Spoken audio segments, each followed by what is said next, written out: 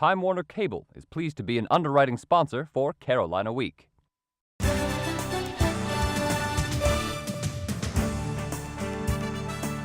From the James F. Goodman Studio in the School of Journalism and Mass Communication at the University of North Carolina at Chapel Hill, connecting campus and community, this is Carolina Week. Good evening and welcome to this special edition of Carolina Week. I'm Lauren McGaha. And I'm Chris Neal. Thanks for joining us. During the next half hour, we'll show you some of the most memorable moments from fall 2009 here at UNC. The tragic death of Delta Kappa Epsilon President Cortland Smith raised serious questions about Greek culture at UNC. Our Andrea Blanford sat down with Assistant Vice Chancellor for Student Affairs Winston Crisp to see how administrators were dealing with the controversy. Generally speaking, the university is supportive of the Greek community and of fraternities and sororities, but it's also true that there are negatives that are frequently associated with Greek life at Carolina that have to do with behavior and alcohol abuse and parties and that sort of atmosphere, and that we absolutely expect for the negative behaviors that come with and are associated with Greek life to be dealt with and to change. In regards to the recent controversy itself, is this just a case of bad timing with the Cortland Smith case, or would the university have paid this much attention to the fraternities had that not happened, had the chancellor not launched this ongoing investigation that we're seeing right now? We always pay attention to these issues. We always investigate these issues. Similar conversations to the one that I had with the new members Greek Council happen every year. So I don't want to give the impression that somehow because of the attention that has been garnered because of Cortland's death or because of these other issues that all of a sudden the university is paying attention to this issue. We always have. You were quoted in the DTH as saying, "I'm tired of standing up for you and having you spit in my face."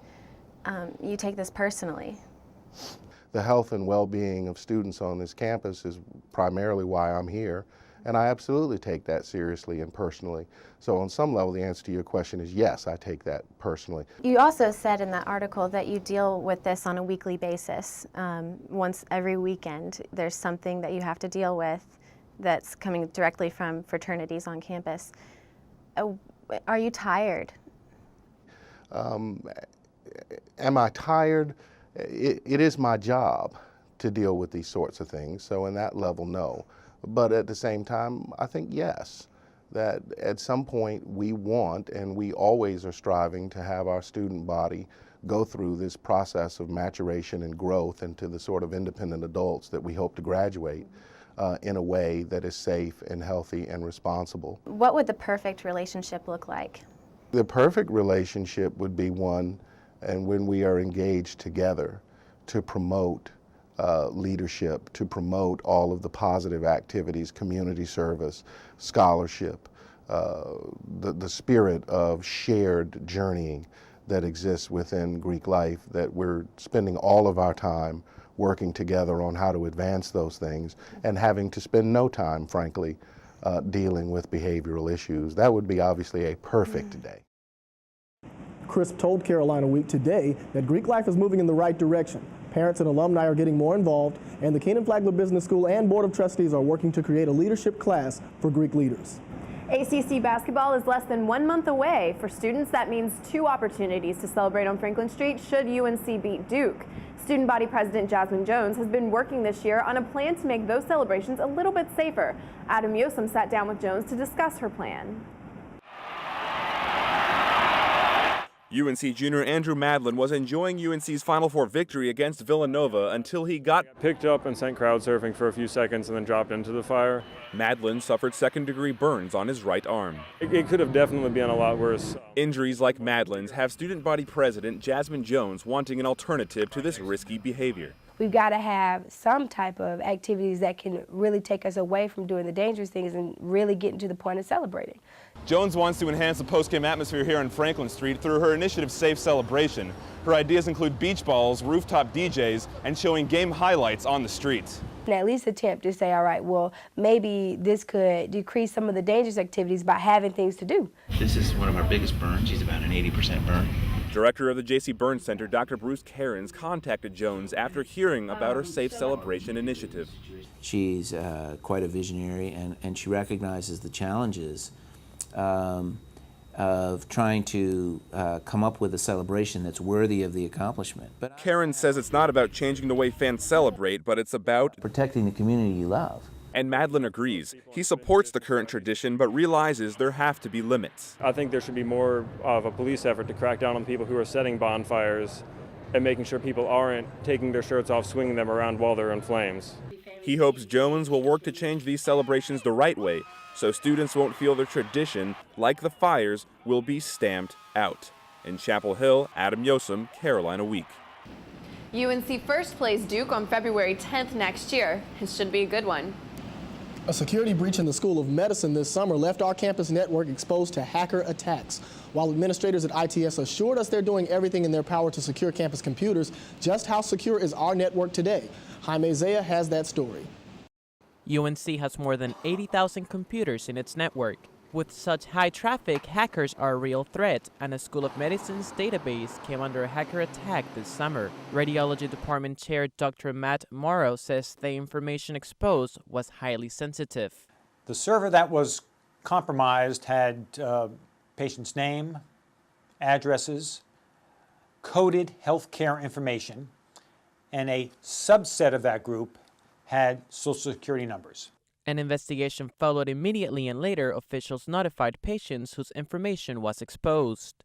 Vice Chancellor for Information Technology Larry Conrad says computer hacking is now more than ever a danger. A typical hacker was maybe some bored computer science student or a really bright high schooler who just really wanted to, beat the system. Today it's organized crime. These crimes are also hard to punish. They operate out of some location where the law can't reach them, and there's no way to do any follow-up. While the incident at the School of Medicine was a wake-up call, Conrad is confident of his team's security efforts. Our automated mechanisms prevented 27 million attacks on the campus. While ITS is doing everything in its power to keep UNC's network secure, according to Conrad, the best thing you can do is keep your computer's virus protection up to date. This won't be the last time hackers attack our network, but a new security plan is in the works to make the network even stronger. In Chapel Hill, I'm Jaime Zaya, Carolina Week.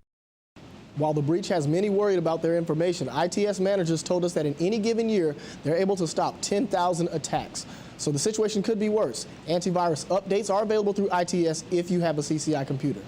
And coming up, we'll have even more top stories of the semester when this special edition of Carolina Week returns.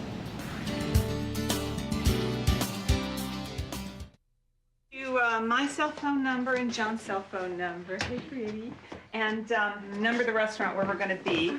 And I've left you my pager number too, just in case, because you never know. John, you have the gift? The odds of a babysitter calling 911, 1 in 1,400. So anything should happen, please don't hesitate. The odds of a child being diagnosed with autism, 1 in 150. You know the odds of autism. Now learn the signs. Go to autismspeaks.org.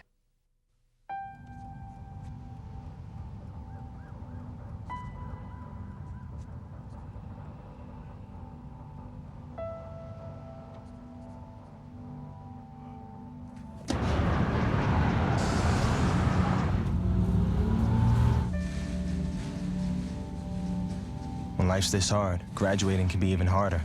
But you can help Ativa and the students in your community make it through by visiting boostup.org. Hey guys, this is my teenage friend Rachel. She's cool. Hey. Hey, could you watch the road? Hey, could you watch the road? Okay. All right, well, if we die in a car crash, I want to donate my eyes to my neighbor Gary. He has a boat, and he sails all around the world. I would love to see that. I don't know if he actually needs eyes, but who would turn on a free pair of eyes, right? Who's that rich? UNC's budget cuts have resulted in more than 140 layoffs for non-faculty employees since July 2008. But some former employees who served on the Employee Forum's executive committee believe their board activities may have been a factor in their dismissals. Julianne McKellogg has that story. Mike McEwen turned in his office key on October 2nd. after working as the AV coordinator at the School of Public Health for 11.5 years. But this means he's also leaving his role on the Employee Forum. And in that position, he says he questioned many of the administration's decisions. 6.5 years, and I've seen quite a lot of things going on, various, let us say, administrator shenanigans. He says that includes former Employee Forum Executive Committee member Brenda Densler's layoff. A number of the things, like questions she's asked, I think have made administrators nervous. I think her questions were very to the point. In an email, Densler said the number of layoffs of the Employee Forum's Executive Committee members were unusually high. She wrote, "So why is the layoff figure so disproportional among recently stepped-down members of the Employee Forum Executive Committee? Inquiring minds want to know." But the Vice Chancellor of Human Resources, Brenda Malone, has a different perspective. A couple of members of the Employee Forum who've received layoff notice, but not at all tied to their role as members of the Employee Forum. Employee Forum Director Tommy Griffin also noticed some discrepancies. I don't believe Chancellor Thorpe would do anything like go after people for retaliation, but there's a lot of people in between him and the folks that got laid off, and sometimes they tell the truth, but sometimes they tell the truth their way. Malone still backs the administration's actions. Your question kind of borders on whether or not someone was kind of retaliated against for being in the forum or any. There's been none of that. I feel very, very comfortable in saying that that's not it at all. But as McEwen packed up his office, he still questioned the administration's choices. In Chapel Hill, I'm Julianne McKellogg, Carolina Week. McEwen and others still question the administration, but without much of a paper trail, it comes down to a matter of he said, she said. UNC began its sustainability effort back in 2001. Now, 8 years later, Carolina is one of the greenest schools across America. Jennifer Brandt has more on this story. Sophomore Julia Taylor is just one of many students doing their part by recycling and printing double-sided paper.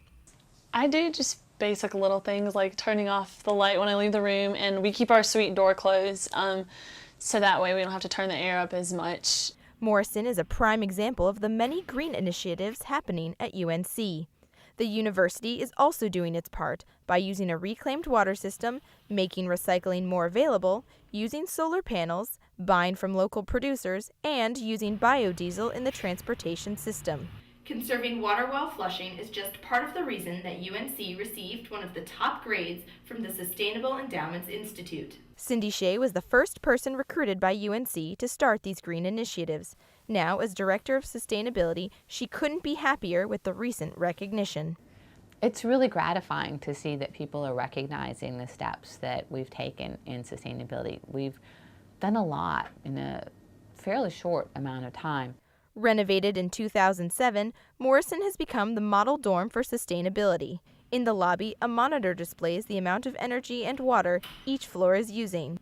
As Taylor notes, green awareness is everywhere. RRAs do a good job of making sure that we're recycling and things like that. Like they have a competition between the floors of which floor can do the most recycling. It seems both the university and its students are enjoying going green. In Chapel Hill, I'm Jennifer Brandt, Carolina Week. To learn more about how Morrison and the rest of UNC is going green, visit our website at carolinaweek.org. UNC places a lot of value on international experiences, so students will have a more well-rounded view of the world. Bethany Tuggle found out about a group in Argentina fighting for human rights, a fight few people in the U.S. knew anything about. November 28, 1978 was the last day this woman, Buscarita Roa, saw her son and his wife. She spent the next 22 years searching for their daughter, Claudia, Roa's granddaughter. Since then, it's been 9 years now. We've had restitution and a beautiful reestablishment of our relationship. Roa was able to find her granddaughter thanks to the work of Las Abuelas de Plaza de Mayo. These women are known for their tireless search for the grandchildren they lost during Argentina's military dictatorship from 1976 to 1983. It was during this time that the government kidnapped, tortured, and murdered 30,000 people for their anti-government activities. 500 of those were pregnant women. Estela de Carlado, the president of Las Abuelas, has been with the organization since it began in 1977. The death squads kidnapped and later murdered Carlado's pregnant daughter, Laura. The military gave her baby and many others to couples sympathetic to the regime. Carlado is still searching for the son Laura had in captivity. Robbing babies is a crime, a grave crime of humanity. Time doesn't solve it. For Roa, finding her granddaughter eased the pain caused by the death of her son and his wife. It was a great joy to find my granddaughter, but I also had to wait a long time for my granddaughter to draw closer to me until we could hug and talk. In the early years, the abuelas sought out the grandchildren using relatives' DNA. Today, these grandchildren often realize themselves that the puzzle pieces of their lives just don't quite fit, so they come to Las Abuelas for answers. 2008 was the best year the organization has seen so far, with 8 recoveries. And although the abuelas themselves are aging, they expect their work to continue through their children and grandchildren. It's exciting each time the group finds another grandchild, especially for the grandmother. Para la abuela es un momento de una emoción tremenda. For the grandma, it's a moment of tremendous excitement because she's found what she's been looking for so many years, and furthermore, they look like her son or daughter. Carlado has yet to experience that personally, but hope keeps her going. Although Roa found her granddaughter, she continues to help others find that missing part of their lives. They helped me find my granddaughter, and it's only right that I help those grandmothers who haven't found their grandchildren. These 2 women work day after day to help others like them seek restitution for their children who were so cruelly erased from their lives and find the grandchildren some of them have never seen. The group just recently found the 98th missing grandchild. Coming up, more memorable highlights from the semester when this special edition of Carolina Week continues. My joints ache so bad, I wake up in pain every day. I want to know why. I want to know why my hair is falling out. How did this happen? How did this happen? A little pain in my knee. That's how it started. That's how it started. This rash on my face, now it's like my body is attacking me. I want answers. When you don't have the right answers, it may be time to ask your doctor the right question. Could I have lupus?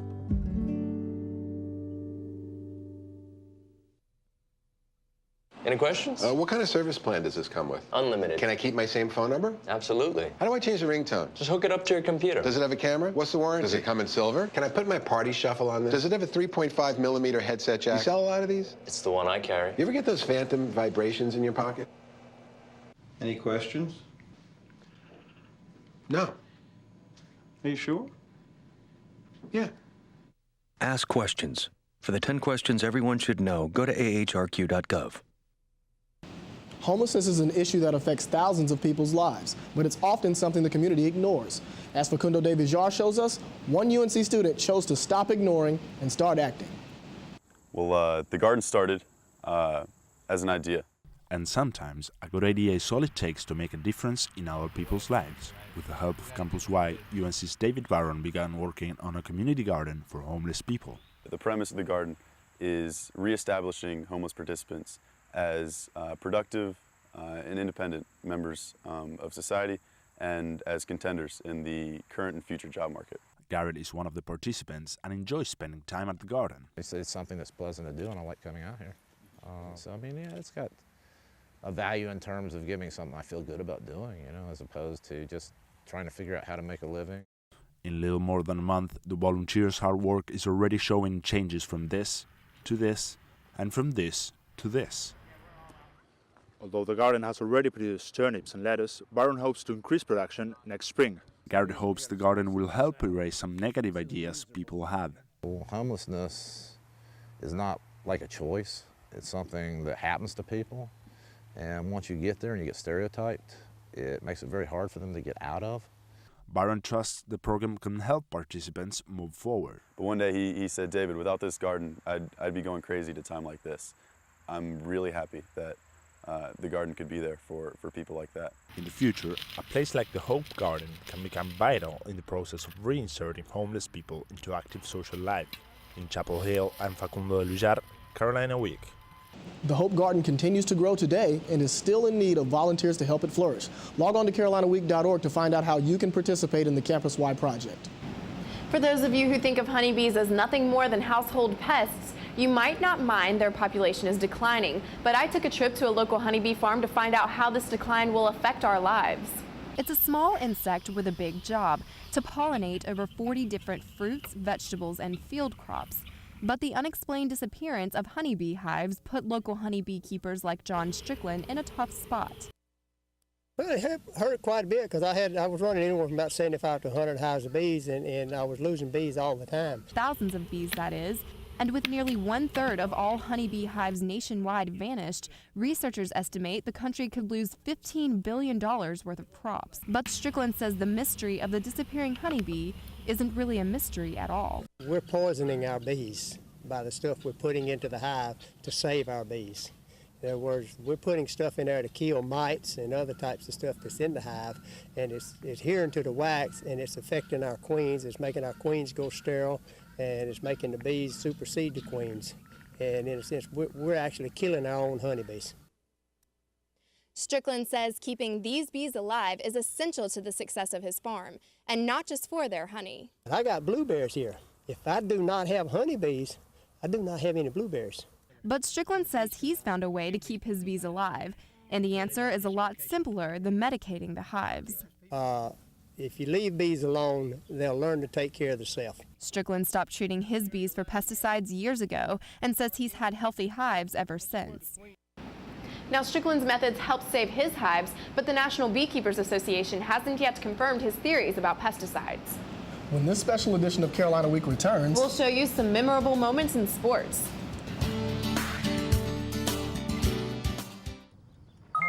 G-morning, sunshine. Wakey, wakey. Text me. Are your parents home later? We can hang. LUV, love you. JK. Holla back. Holla back. Holla back. Are you with your friends? That's lame. We're in a huge fight right now. XO. What'd you dream about? Something I did? Are you on your way to the mall? I'm lonely. Nude pics. Send me some. Text me. Hey. Ready to go? Yeah, but the fire's not out. It's close enough. Close enough? If it's too hot to touch, it's too hot to leave. I mean, the next thing you know, you've torched our whole neighborhood. Which is why we're not going anywhere? Exactly. 9 out of 10 wildfires are caused by humans. Only you can prevent wildfires. We're closing in on the first month of basketball season, and so far the new ticket policy still has mixed reviews. Jeremy Spearman has more about this hot-button issue. A new basketball season is on the horizon, and so is a new student ticket policy, one that has students across campus talking. Some are angry, others are happy. Because if I get a Phase 3 ticket and my best friend gets a Phase 1 ticket, then what am I going to do? Just go sit by myself in Phase 3 while they're chilling down in Phase 1? No. There are plenty of other places to socialize with people. I think this should be a place to, cheer on our team and, enjoy a sporting event, not socialize. Instead of receiving 2 student tickets to go up these steps through Gate D, like lottery winners have for the past 2 years, winners will now receive 1 ticket, like lottery winners have for the Duke game in years past. Carolina Athletic Association President John Russell hopes it will bring more students out to the games. It's going to be a better system because it's going to increase student attendance. Students might not be as happy with it because they might not be able to sit with their friends and still have good seats, but the purpose of it is to increase student attendance, and we feel like that's what's going to happen. Russell and the rest of the CAA felt pressure to make a change in the system after records showed that too many student tickets were going unused. For one game alone last year, there were nearly 1,500 unused tickets. Some people, I feel, the more diehard fans are like this policy, and the more casual basketball fans are probably against this policy. No matter where students stand on the issue, they can all agree about one thing, and that's the hope of another title for the Tar Heels. In Chapel Hill, I'm Jeremy Spearman, Carolina Week. So far, CAA leaders say this policy has been effective, and they anticipate seeing more progress when ACC play starts up in January. UNC had a heck of a year in sports, but we wanted to take a look at some of the lesser-known athletes on campus. There are more than 50 sports clubs here at UNC, and Nick Philippou tells us about one club fighting for respect. If you went to the Eddie Smith Fieldhouse tonight, it might not surprise you to see Carolina Blue championship banners. Championship teams from Chapel Hill are somewhat of a norm, but not in this sport. That's something Dwight Johnson is hoping to change. Put in the work and show that I'm good enough. I was good enough last year to win at least one of those fights. Like at this event in Richmond, Virginia. That's where the UNC boxing team met Virginia Military Institute, a national power in collegiate boxing. The club chooses some members to compete in national competitions, men and women. Anyone who's able to keep up with the workouts and pass a physical can compete. The assistant coach of the boxing team, Dan Carlton, is putting other schools on notice. And they know they have to fight a Tar Heel. They're showing all the respect. They're training just as hard because they know that they're going to get a tough opponent. Carlton started the boxing team 4 years ago when he was an undergrad. I love the boxing club because of how far it's come, mainly. Just to think that there was none of this 4 years ago. A fight club, sort of. Open to the community, growing in popularity. Students learning to fight and not for jobs. I asked Dwight Johnson why. Biggest reason that people come is that this is a great workout. This is going to get you in real shape. And maybe wrap up another championship at Carolina. In Chapel Hill, I'm Nick Philippou, Carolina Week. Well, that sure is a club with some tough Tar Heels. We'll follow them next semester and see how they did in their competitions. Coming up, UNC students take center stage when this special edition of Carolina Week continues.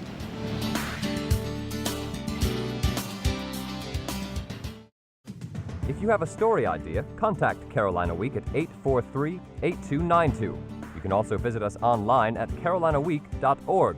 If you have questions about this program, write Carolina Week at Campus Box 3365, UNCCH, Chapel Hill, North Carolina, 27599. The mailbox and the traffic light. Both are ideas from the minds of African Americans. Support the United Negro College Fund, because a mind is a terrible thing to waste. UNC has many talented students. And at a special showcase, I saw several seniors perform on UNC's biggest stage. Take a look. The first ever Seniors Got Talent showcase gave some of UNC's most gifted seniors a chance to take center stage. Senior class Vice President Sebastian Williams was excited about the opportunity for seniors to perform in such a famous place. A lot of people don't have this opportunity to perform on a stage like Memorial Hall.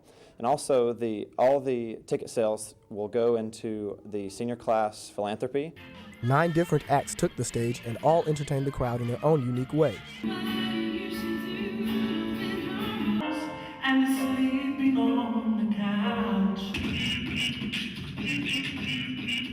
A few of UNC's more popular and established groups also performed, including Bhangra Elite and the Clefhangers.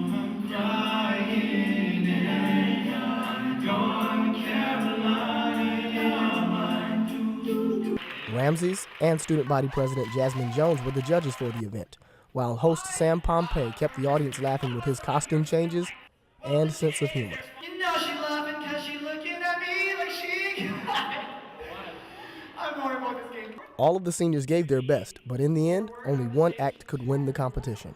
Tonight's winner, and the taking home of that piece of paper and the balloons, Take Me As I Am, Aisha Mundo and Olivia Myrick.